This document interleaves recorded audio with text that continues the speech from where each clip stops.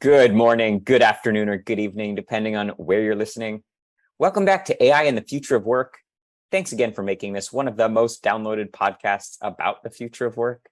If you enjoy what we do, please like, comment, and share in your favorite podcast app, and we'll keep sharing great conversations like the one we have for today.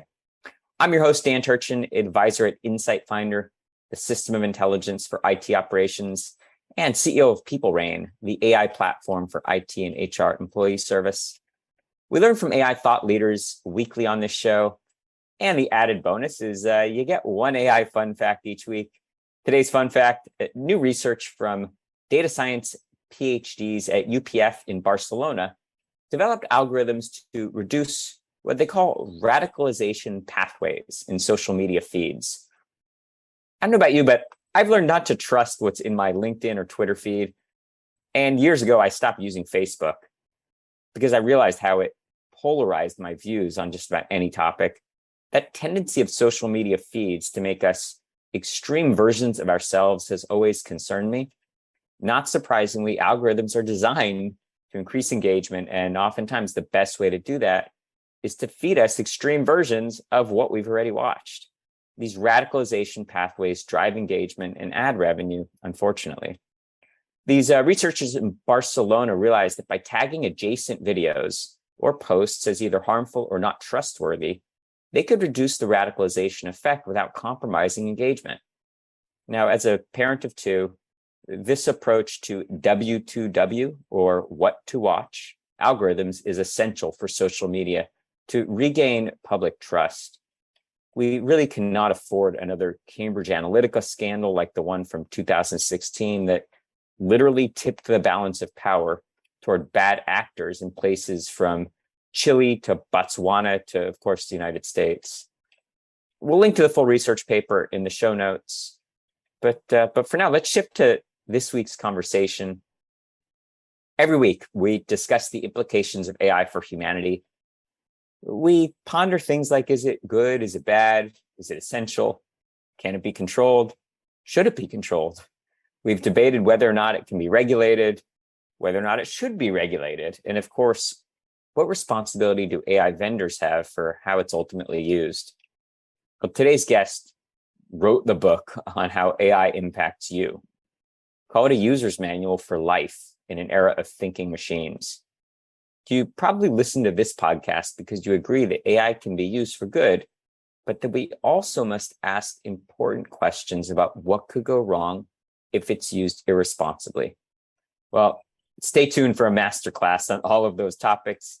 Peter Scott is a prolific author, podcast host, popular TEDx speaker, and futurist. He speaks and writes about the impact of AI on humans, having published his first book, Crisis of Control: How Artificial Superintelligences May Destroy or Save the Human Race, back in 2017. Peter followed that up with the recently released Artificial Intelligence and You: What AI Means for Your Life, Your Work, and Your World.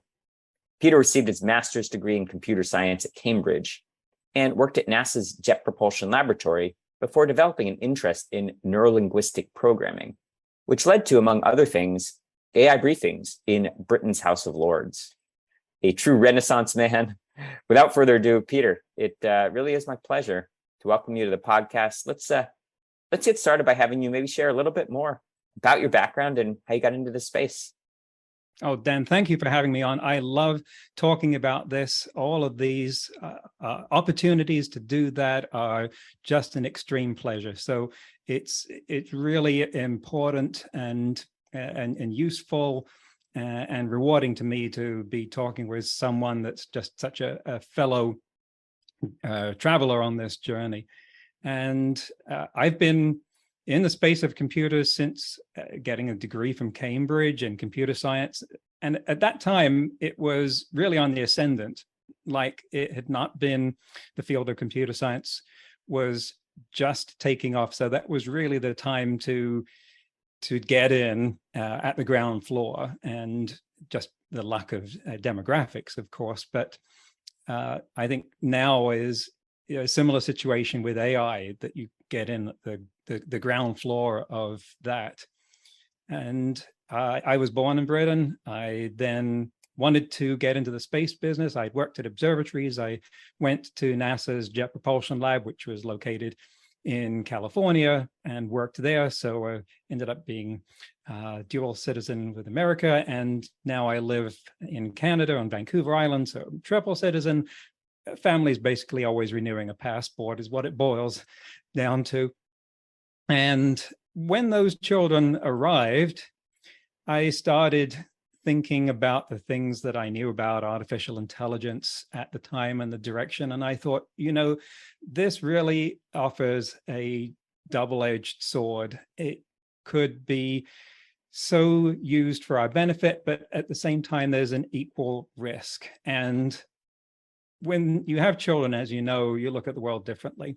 You look beyond the end of your own existence. And I was looking to that future, and I thought, I can't face my children unless I say I did everything I could about securing their future, because of what that might become, how it could tilt in different directions. And so I had to get good at things that I, as a computer programmer, was not good at, namely communicating in public, because that turned out to be the thing that I found that I was called to do. And here we are. What inspired you to publish Artificial Intelligence in You 5 years after you published Crisis of Control? Well, I realized that there is so much to talk about in AI. Again, I'm preaching to the choir with you here, but it is unique in my experience, and I think in the human race's experience, in terms of what it means to us. It's really reflective of our own process of thinking in a way. And you think about how much that embodies. Well, AI is advancing on that. I'm not saying it's there yet, but we can see a pathway to that. And everything we learn about it shows that there is so much to it. It's like the parable of the 6 blind men and the elephant, right? And the elephant is AI, and each of us is going, do I have hold of a tusk, a tail, or a trunk? But it's not just 6 people groping an elephant here. This thing is much bigger. It's like elephant the size of a planet. We'll never run out of ways of trying to understand it. In fact, one of the points I make in my book is that it's probably beyond our ability to understand the scope and impact of what this is having on the world. Not that there aren't other things of that scale as well, but AI is particularly important in how it accelerates the process of thinking, and some of the recent advances where it's demonstrated things that we just I thought were not going to happen anytime soon in AI suggest that there is so much more to that. So my book is about how can we get a more useful understanding? What layers of that onion can I peel away for the biggest audience? One of the frequent discussions that we have in AI communities is about AGI, artificial general intelligence, versus ANI, artificial narrow intelligence. And to prepare for this discussion, I listened to a very interesting podcast that you published recently from a discussion that you had years ago with Michael Bowling from DeepMind about AIs playing games, specifically poker versus, say, chess or something like that. And I'd say that was, a really interesting conversation, but a good example of getting ANI right. Now, I'm curious to get your perspective on AGI, but specifically, is it a goal that we in the AI community should strive to achieve? And if so, is it 10 years off, 50 years off, or 100 years off? The easy question. Well, for one thing, I don't think you could stop people working on it. And AGI is called out on the homepage of DeepMind. And if anyone's going to get there first, it would be them, right? So is it something we should achieve? Is it something we should strive for? I don't like to get into those kind of questions because we have no control over that anyway, whether it's going to happen or not. We should spend that time thinking about what's going to happen when it does arrive, because sooner or later it will. And it looks like we're going to get there through a gradual process. It's not going to arrive in a Hollywood moment delivered by some mad genius in their basement or a huge corporation. We're going to be chipping away at this so that there ends up being these constant nagging questions of, are we there yet? Have we carved out another part of what we thought was just human space? What does that mean? And well, does that answer your question? It does, and I'm going to build on that. So I tend to come to the same conclusion as you, that it's inevitable. So the debate about, whether it's good or bad, kind of obsolete or irrelevant. And when it's going to happen, I think, whether it's, through advances from DeepMind, OpenAI is making amazing, great strides. One thing I am opinionated about is I feel like everyone looking to, say pass the Turing test, I think is doing the community a disservice. Because anytime we think about machines that, either mislead or pretend to be human-like, we get, quickly into conversations that aren't productive, like the one that flared up around Brett Lemoine and sentient AI. Now, your more recent speaking engagements and some of what I've seen you publish seems to put AI and the opportunities that we as humans have to partner with AI in a positive light. But that seems like a different tone than you had in 2017, talking about the crisis of control. Maybe if you could talk about the evolution of your thinking about the potential benefits of AI for humanity. Well, I've always felt that AI presented equal opportunities for use or abuse. And that the further out we look, the bigger those get and the more risky they get on the negative side, but they're still equal. And we're talking about something that when we think about its possibility for existential threat to existence, at the same time, we're looking at technology that could make us immortal. This is what Ray Kurzweil is hoping for. And yet what I discovered after 2017 was that people will weight the negative side about 5 times as much as they do the positive. And so when I was presenting what I thought was equally, they would look at the negative side a lot more. The crisis that I was talking about in the first book was actually also that of synthetic biology and the risk. I believe Eliezer Yudkowsky says Moore's law of mad science is that the IQ required to destroy the world dropped by a point every year. And I think it would be thinking about synthetic biology. There was an article in the New York Times a few years ago about a guy who was banned from local science fairs for, quote, reckless genetic engineering. These are words you don't want to hear in the same sentence.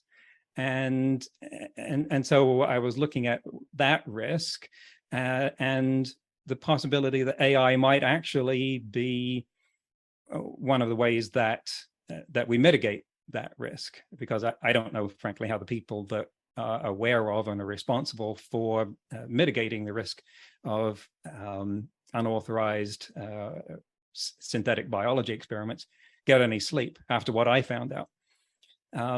But that was more to focus on than I could hold in my mind. So I'm focusing on artificial intelligence now exclusively, and realizing that to be responsible in communicating that message, I've got to hear the listening that people have, and recognized in so many talks that I would be mention a negative impact and they would go right into it, and then they would be paralyzed. They would be like deer caught in the headlights, and so I've got to be responsible for the way that's heard.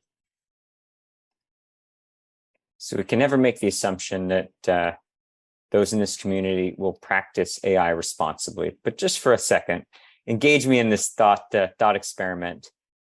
If we were to assume that AI was going to be used responsibly, what do you think is one of the big problems facing humanity that it could address? And I'm thinking, is it elimination of war, elimination of poverty, global warming, eternal life, like you mentioned, Ray Kurzweil? What's a big problem that you think faces the planet or humanity that you think could be a fit for AI? Well, war and poverty have more to do with our psychology than technology, for instance. We don't have a wealth problem. We have a wealth distribution problem in the same way that we don't have a food shortage. We have a food distribution problem. Every day, the world throws away twice as much food as it would take to feed those people who don't have enough. So it's that those are really more about our thinking, philosophy, and judgment than about technology. But what's happening at the moment that I'm really excited about for the positive impact of AI is what DeepMind has done with AlphaFold. And for those people who are not aware, they have essentially decoded the protein structure of every protein that we know. And we went from like 190,000 protein structures that we knew, which took decades and millions of dollars to construct. And they just let it loose, and it figured out the structures of 200 million proteins. That's staggering. That's got to create an entire industry right there, and the potential for what that could do. I mean, you listen to molecular biologists who are not famous for overstatement, and the word they most commonly use is unbelievable. In fact, they literally didn't believe this until they went and checked the results. And I think that the penny just hasn't dropped yet on what that could mean for us in terms of developments, because this happened within months, and obviously no one was expecting that kind of a result before then. There's a whole community of what I'll call fearmongers who are publicly concerned about the coming bot apocalypse. The bots are taking over. And in my words, I'd say, the AI community pays a tax. We incur a tax for having to, defend the technology or innovation, against some fears that I would, argue are not warranted. What do you think is the biggest misconception about how and where AI could be used in the future? The media doesn't help because they only have time to run sound bites, and they usually run a picture of the Terminator next to it. And so that takes the conversation in entirely unproductive form of us trying to deny that the risk of AI is of it becoming A, conscious, and B, hostile. But that doesn't mean that there isn't a risk. And a lot of people in the community will point to their state of the current art and say, look how hard it is for me to get my machine learning model to spit out the right thing, stop being afraid that it's going to take over the world. But there are people within the community that provide a more nuanced and thoughtful and forward-looking perspective that we should pay attention to. So while it's easy for us to poo-poo the people who are throwing around Terminator pictures, we should be also listening to people like Roman Yampolsky and Stuart Russell. Stuart Russell wrote the textbook on AI. No one can argue with that or his knowledge or standing in the technical community. And yet he is taking to the airwaves to tell us a lot about how we should be concerned about the development of artificial intelligence in the future. You could argue that because he's very smart, that he's looking further ahead than the rest of us, and that we don't need to worry in the same sense that Stephen Hawking might have been looking 100 years into the future, and we should be better at dealing with those threats then. But I've talked with Stuart, and this is, we had this conversation, and he does believe that this is something that needs to be addressed now, regardless of how long it might be before it is a threat, because it is an issue that requires attention now.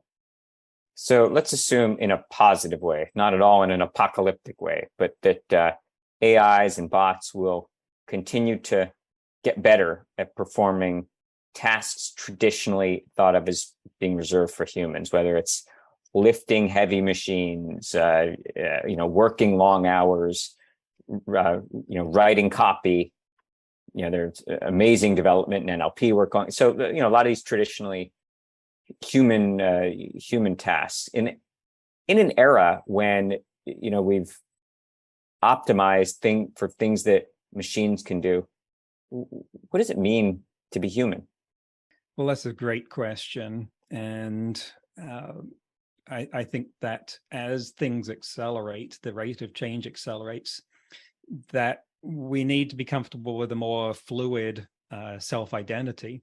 If you look at the chart of the adoption curves of technologies, that was constructed, I can't remember by who now, but you can find it on the net. You can see curves ranging from the automobile up to the smartphone, and they're all getting steeper. And if anything, this is like the evidence that we're approaching something like a singularity if they continue to get steeper. And when we get to the point where those developments are accelerated by machine processes, because right now a natural limitation of the adoption of technology is that we can only think so fast about how we make things or even buy new cars, for instance. But when that process can be driven by machinery, by computers, doing things like rolling new products out to market, designing them and getting them out so that there's less human in the loop there, that carries the potential for far more outstripping our ability to adapt to those changes. And so it's important for us to be ready to roll with the punches, to deal with a world that's changing in ways we can't anticipate, and shouldn't try too hard to anticipate, because it's ultimately our ability to predict things is not that great, and it's not going to get radically better. So instead of trying to prepare for everything, we should be preparing ourselves. There's a difference between paving over the world and getting a good pair of shoes. We can't have this conversation about what AI can do or what it will do without also having a discussion about what it should do. Curious to get your perspectives on the ethics of AI, and specifically any examples of where you've seen the AI research community maybe cross what you'd consider an ethical boundary. Definitely. And what you were just talking about, I was very interested in your prologue there, with radicalization through what turned out to be essentially a bug in the recommender algorithms of YouTube, Facebook, and TikTok, among others, where they were going for spend as much time on this platform as possible. Understandable, great, that's capitalism, right? But the algorithm was tuned to show people more of what they spent the most time looking at. And it turns out that people will not just spend time looking at cute things, but also things that make them angry. And that leads people in radicalization paths. As I think Zeynep Tufekci said, you're never, it seems like you're never hardcore enough for YouTube. And so anyone with the slightest bent towards conspiracy theories found themselves carried from JFK to 9/11 to lizard people. And I know people that went down that path, so this is personal. I have a bone to pick, and that is something I understand that there is a conversation. It needs to be bigger now. It needs to be more transparent about how to fix that, because I want my democracy back in more than one country that it has been stolen from. And I lay a large portion of the blame of that, not all, of course, at the feet of this type of company that's separated us. So, okay, more of an emotional response than I was perhaps expecting, but that's the biggest one that that comes to mind. They literally broke democracy.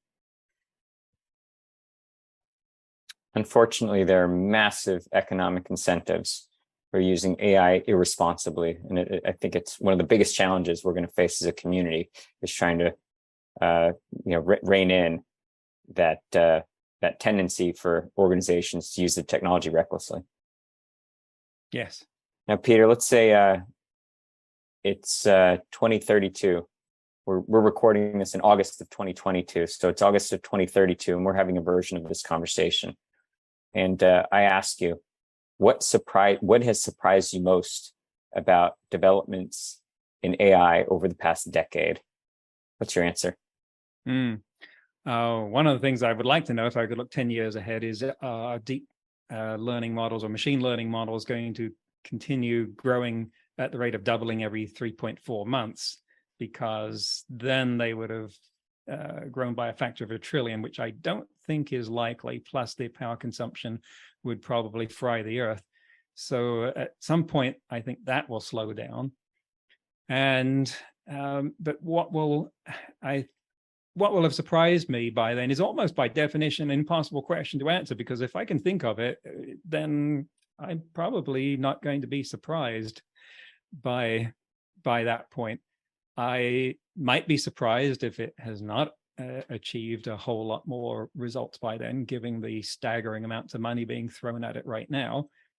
I might be surprised if there's another AI winter by then, which I keep thinking that surely is due, but no one I talk to thinks is going to happen. By then, we will have models with parameters, more parameters than there are connections in the human brain by any measure.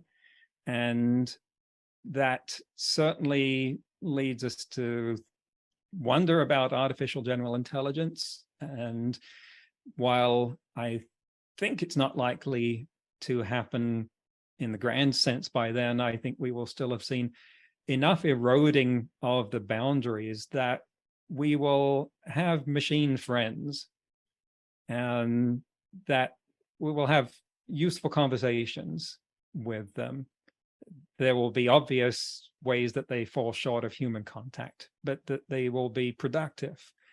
And I think that might be surprising in a way, that the evolution of chatbots could lead to this kind of digital race paralleling humans that acts as some kind of confident or a way of perhaps amplifying your own intelligence. A lot of this hinges on where the economic incentives are, because there's so much that could be done, but will it be done, and by who? Fascinating response. And it sounds like the problem that we really need to be investing in is the resource efficiency of training models. Sounds like, to your thinking, which I agree with the whole arc of your narrative there, that could be the thing that ultimately constrains innovation. It certainly looks that way at the moment, and I've seen developments of models being shrunk considerably, and we'll probably keep piling on that, because at the moment the golden child is deep learning, and people are going to throw as much hardware at that as they possibly can afford.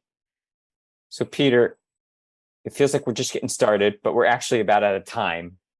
But I'm not letting you off the hot seat without answering one last question for me. We are both Monty Python fans, and you recently published a very unique podcast. Why don't you tell our listeners a little bit about what you published, and what inspired you to record that one? That was a lot of work.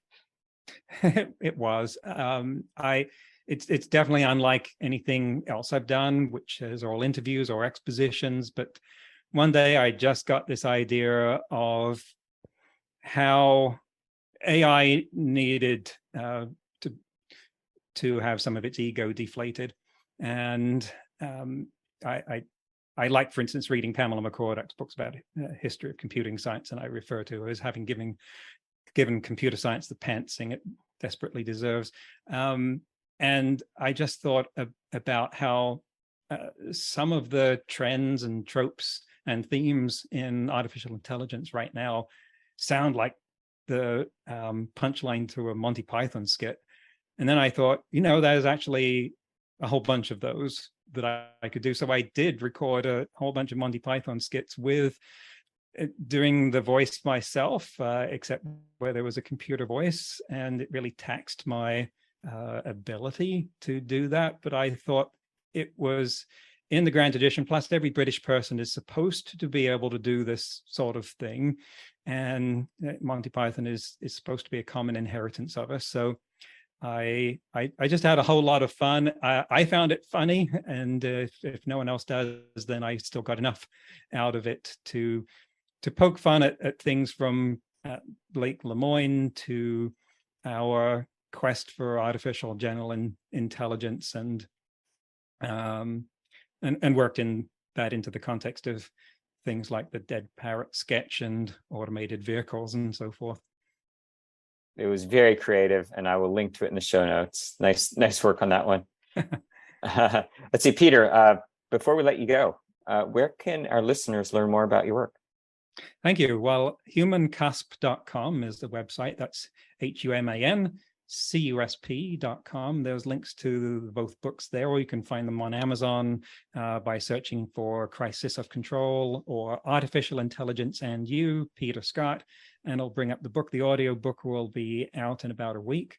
And that's the main way. Plus the podcast is at aianduyou.net. Peter, I really enjoyed this one. And so many of these topics really require their own separate discussions. I'd love to invite you back some other time to have a longer version of this. Would that be okay? Absolutely. Anytime, Dan. I've really enjoyed it. Yeah, likewise. Well, great work, and all the best. Hope the book sales, and hope you get a lot of new readers, and certainly hopefully this discussion helps you out. That's it for this week on AI and the Future of Work. I'm your host, Dan Turchin, signing off, but of course, we're back next week with another fascinating guest.